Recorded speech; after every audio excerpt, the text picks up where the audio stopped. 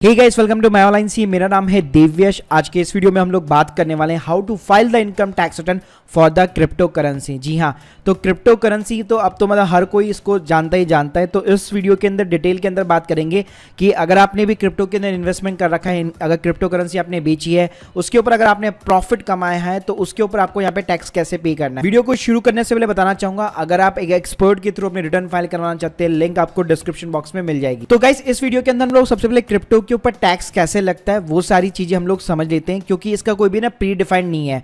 क्योंकि बेसिकली अभी तक क्रिप्टो जो है यहाँ पे लीगल टेंडर नहीं हुआ है इंडिया के अंदर। तो पहले बात कर लेते हैं आखिर क्रिप्टो होता क्या है। तो देखिए, कई सारी हमें डिजिटल करेंसी होती है जिसमें मोस्ट पॉपुलर है बिटकॉइन, फिर जैसे इथेरियम हो गया, रिपल हो गया, डॉगकॉइन हो गया, लाइटकॉइन हो गया। इस तरह की काफी सारी करेंसीज होती है। तो सबसे पहले बात कर लेते हैं कि क्रिप्टो के ऊपर टैक्स कैसे लगता है। पहली चीज, ये इंडिया के अंदर लीगल टेंडर अभी तक नहीं हुआ है। सेकंड थिंग, इनकम टैक्स जो है अगर इलीगल एक्टिविटीज भी होती है उसके ऊपर भी अगर आपको अर्निंग हो रही है तो भाई आपको यहाँ पे टैक्स पे करना पड़ता है। एग्जांपल के लिए भी राज कुंद्रा की कंपनी को ले लो।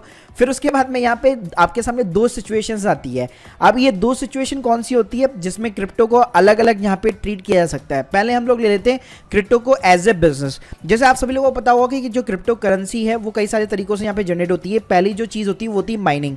आपका जो क्रिप्टो माइनिंग होती है वो आपका प्रॉपर यहाँ पे बिजनेस कहलाता है, ठीक है। क्योंकि आप एज ए माइनर यहाँ पे प्रॉपर तरीके से आपने इन्वेस्टमेंट किया, आपने कंप्यूटर परचेज किए हैं, आपने बहुत सारी मतलब एल्गोरिथम सॉल्व करने के लिए आपने बड़े बड़े सुपर कंप्यूटर्स परचेज कर रखे। तो बेसिकली आपका ये इन्वेस्टमेंट हो गया और उसके ऊपर आप प्रॉपर पूरे दिन वहां पे बिजनेस रन कर रहे हो। सेकेंड थिंग होती है, मान लीजिए आप किसी एक्सचेंज से यहाँ पे रेगुलर बाइंग एंड सेलिंग कर रहे हैं।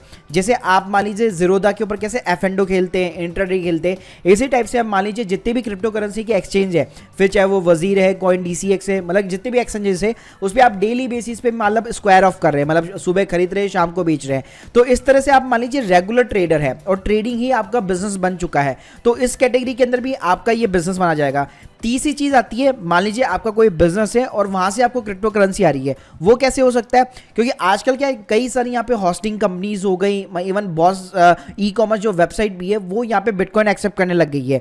इवन जैसे आप लोगों को रिसेंटली पता होगा कि टेस्ला ने भी अनाउंस किया था कि अगर आप लोगों को कार परचेज करनी है तो आप बिटकॉइन से यहाँ पे पेमेंट कर सकते हैं।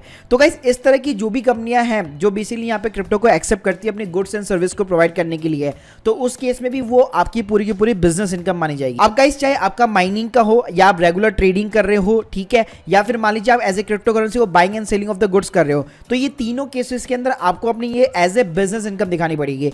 तो इसके अंदर आप ITR 4 फाइल कर सकते हैं और ITR 3 फाइल कर सकते हैं।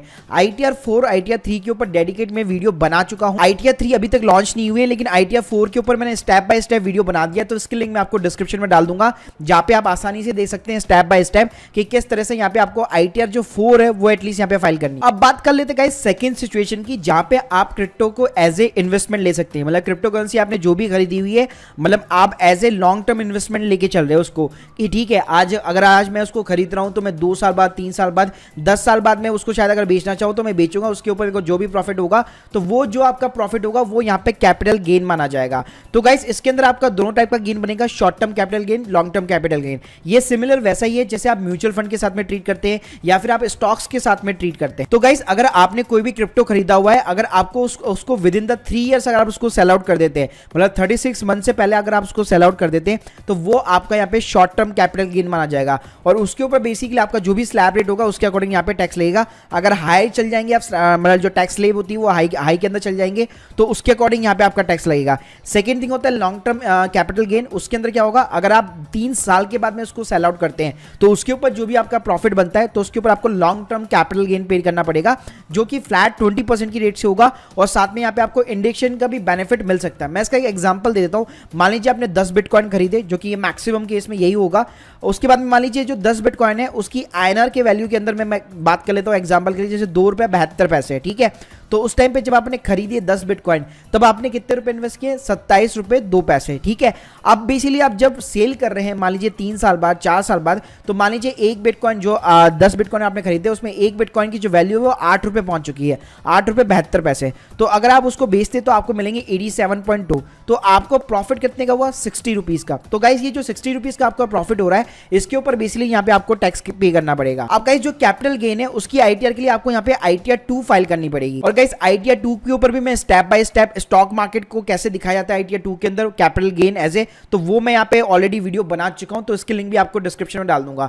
तो गाइस इस तरह से आप चाहे तो क्रिप्टो को यहाँ पे 2 सीनियर के अंदर बांट सकते हैं मोटा मोटा, कि एक तो आप उसको एज ए बिजनेस इनकम दिखा सकते हैं अगर आप उसके अंदर रेगुलर ट्रेडर है, माइनिंग कर रहे हैं या गुड्स एंड सर्विस के बदले आपको क्रिप्टो मिल रहा है तो, या सेकंड थिंग अगर आप एज ए इन्वेस्टर लेके चल रहे हैं तो आपका जो भी कैपिटल गेन बन रहा है उसके ऊपर यहाँ पे आप टैक्स पे कर सकते हैं। सो गाइस मैंने आपको एक ओवरव्यू दे दिया कि बिटकॉइन के ऊपर बेसिकली यहाँ पे टैक्सेशन कैसे लगता है। वैसे अभी तक इसके ऊपर इनकम टैक्स डिपार्टमेंट की तरफ से कोई भी क्लैरिफिकेशन नहीं आ रखी है, तो जितने भी आर्टिकल्स थे मैंने इंडिया के अंदर इवन कनाडा के अंदर भी किस तरह से टैक्स लगता है, तो उन सभी को मैंने मिक्सअप करके आपको एक पूरा ओवरव्यू दे दिया कि बिटकॉइन के ऊपर किस तरह से आप यहाँ पे टैक्स जो है कैलकुलेट कर सकते हैं। So guys hope you like this video, please subscribe our channel. अगर आपके कोई भी डाउट्स है कमेंट सेक्शन के अंदर जरूर मेंशन कीजिए। Thank you guys, thank you very